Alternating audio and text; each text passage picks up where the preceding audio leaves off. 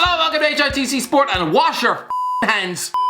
Hello, welcome to HITC Sport. Right, even the best players in world football have underwhelming and even poor seasons. Let's take a look at the top 15 players in world football according to the last Ballon d'Or standings and find each player's worst ever season. Pierre-Emerick Aubameyang 10-11. Right, I'm looking through Pierre-Emerick Aubameyang's career and I'll be honest, it's hard to find a bad season. For Christ's sake, even the year where Borussia Dortmund lay rooted to the goddamn foot of the Bundesliga in February, he still managed to bag 25 goals that season. This fella literally excretes goals like a cow does milk. But don't forget, this lad is a late bloomer considering he wasn't given a whisker of a chance at AC Milan. First of all, he spent the first half of the campaign stumbling around the park on loan at Monaco, ruffling up just 2 goals in 23 games. Yeah, being outscored by Park Chu-young, a future Arsenal bench warmer, was enough to convince AC Milan to permanently cut the cord, sending him to Saint Etienne in December. He essentially then mirrored his Monaco form, 2 goals in 14 games, so finishing the league unseasoned as a 21-year-old footballer with just 4 strikes in 37 games. Imagine telling someone then that they were looking at a future £60 million player. Mental! Trent Alexander-Arnold 16-17. Okay lads, this is tough.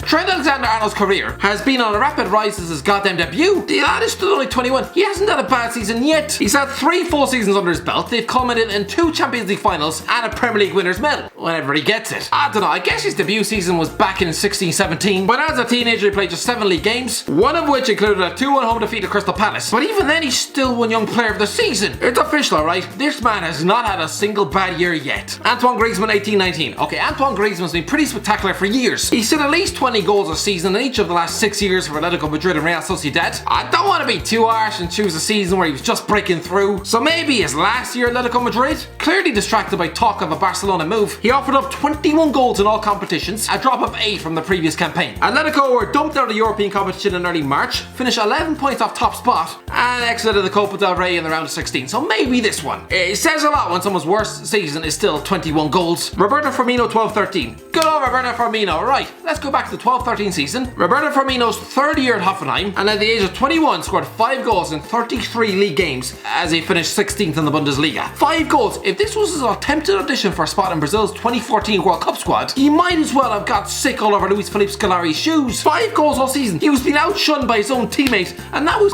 Hazelu, the future piece of Newcastle benchwarming fluff. He looked like the more dangerous attacking outlet in the Hoffenheim team. Future Champions League winner, good Christ. Sergio Aguero 12-13. Yeah, I could go for Sergio Aguero's debut season in Atletico Madrid, where he was finding his feet in European football with just 7 goals in 42 games. But do I really want to pick on an 18-year-old kid who just been offered a new job 34 billion miles away from home? No, instead let's go for the 12-13 season. His 2nd year at Manchester City, riding high from a dream debut season, culminating in him etching his name into club folklore. This was a bit of a fall back down to earth. Yeah, 30 goals on league winners medal in his debut campaign was great, but here he managed just 17 goals in 40 games, just 12 in the league, as he was outscored by Christian Benteke and Michu. For Christ's sake, he scored the same amount of goals as Adam Lafondra, as he spent the year battling injury as City finished trophyless. 2nd in the league, bottom of their Champions League group, out of the League Cup in September, and losing an FA Cup final to Wigan. I think it's safe to say this season was an utter nightmare. Matthijs de Ligt 19-20. Let's not rate Matthijs de Ligt and think he will go on to have a great career. But following a big money move from Ajax to Juventus last summer, the lad has already been written off as a huge flop. He's been such an underwhelming presence in Juventus' backline that he was recently linked with a move back to Ajax on loan, with some Juve fans branding him the next Phil Jones. Christ! Kevin De Bruyne 13-14. Well, that's pretty simple. Let's go back to the 13-14 campaign, where Kevin De Bruyne, arguably seen as the world's best attacking midfielder, is just shoved in the cloakroom at Chelsea. That club literally had the perfect air for Frank Lampard within their grasp, and yet just relegated him to just 3 appearances in the first team, before flogging him to Wolfsburg midway through the season. Eden Hazard 15-16. Absolutely no contest here. Look through Eden Hazard's career, and one season sticks out like a sore thumb. Still to this day, I have no idea what happened to this guy during the 15-16 campaign. It's like his talent had been temporarily stolen by those smackheads out of Space Jam. Whereas the previous season the man scored 19 goals as Chelsea won a League and Cup double, this year he was just a shriveled up shrew. He went 2,358 minutes without a goal. That is 30 matches. Finally breaking his duck with a penalty against MK Dons in January. During this time, Chelsea found themselves on a relegation scrap. By Christmas, he scored just 4 league goals all season. Absolute trash. Raheem Sterling 14-15. Listen, we all know Raheem Sterling begun very slowly at Man City, but I'm going to go for his final year at Liverpool. Having come down from the high of almost winning the league, this was a campaign where he often played out of position, part of a team which were dumped out of the Champions League group stage and finished halfway down the league. With Luis Suarez gone, Daniel Sturridge injured, and their replacements being god-awful, the burden of pressure to score were landed on the shoulders of a 20-year-old kid stuck in the middle of contract talks. He scored just 7 league goals. It was a difficult year, but hey,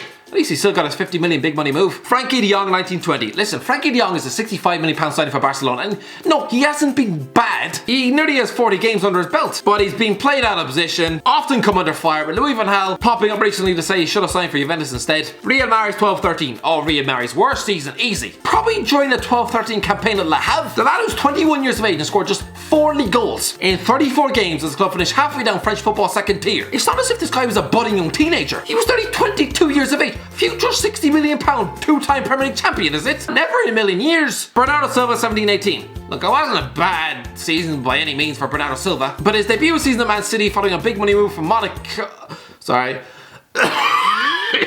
Adjusting to life in England, yeah, City romped home to title success, but he only started 6 league games in the first half of the season, was at the centre of diving controversies, and was even written off as a big money flop. Robert Lewandowski, 10-11. Yeah, only winner here. Back during the 10-11 campaign, Robert Lewandowski had wound up at Borussia Dortmund, with a volcanic ash cloud preventing him from signing for Blackburn. He repaid Jurgen Klopp's faith with just 9 goals in 43 appearances throughout his debut season, looking spectacularly average at the age of 22. Lads, if I was to look at that Dortmund team and put my money on who was going to hit the big time, for God's sake, it would have been Lucas Barrios, never Lewandowski. Alisson, 16-17. Alisson is only 27 years old. In goalkeeping terms, he's an absolute baby. Let's not forget, this is only his 3rd season as the #1 goalkeeper in Europe. Let's go over the 16-17 campaign, where he actually served as backup to Wojciech Szczesny, a lad kicked out of Arsenal for smoking in the showers. Alisson wasn't afforded a single minute of football on the pitch for Roma in the league, relegated to just being the cup goalkeeper. Alisson has since said that if Szczesny hadn't quit for Juventus, he'd have left Roma himself to get first team football. Kylian Mbappe, 15-16. Okay, there's literally no room to find a bad season in Kylian Mbappe's career. It's literally just been on the rise. I don't know, maybe his first season. I guess. 15-16 campaign, 14 games, 1 goal, but Christ above, lads,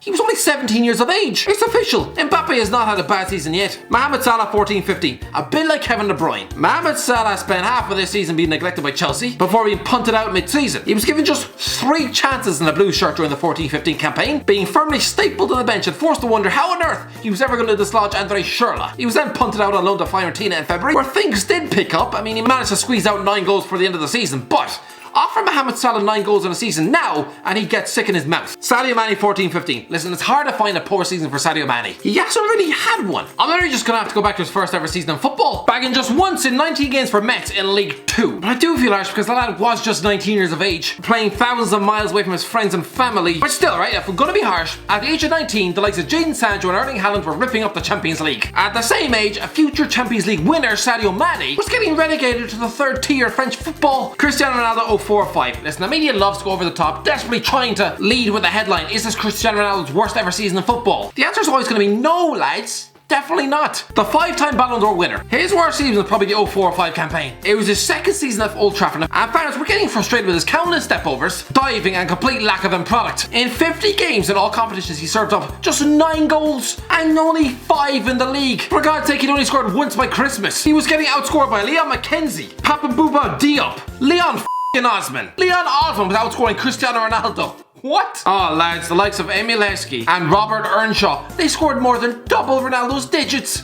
How was that ever allowed to happen? Oh, and did I mention the club didn't win a single trophy that year? Virgil van Dijk, 13-14. Again, Virgil van Dijk has had a near perfect career. But, listen, his debut season as Celtic at 13-14, it was quite decent. He played 47 games as they lifted the league title, but of course they did. The extension of Rangers had eliminated all competition. So yeah, the domestic season was easy, but in Europe, defeats the Shakhtar Cavalcanti, Ajax, AC Milan home and away, Barcelona home and away, one of which included a 6-1 pummeling where Neymar made Van Dijk look like a big bag of soggy cement. Lionel Messi, 05-06. Again, where are the bad seasons for Lionel Messi? There aren't any. I'll go over the injury blight of 05-06 campaign, where as a teenager he was stifled by knocks. Yeah, he still managed 6 league goals in 17 games, but his season ended at Stamford Bridge in March, meaning he missed out on the Champions League final win over Arsenal in Paris. The lad was so disappointed, he actually refused to celebrate with his teammates on the pitch. But don't worry, lads, you'll still go on to lift 3. Anyway, that's the end of it, lads. Let me know what you think and enjoy the video. Don't forget to like, share, and subscribe. Wash your hands, and as always, I'll talk to you in a while.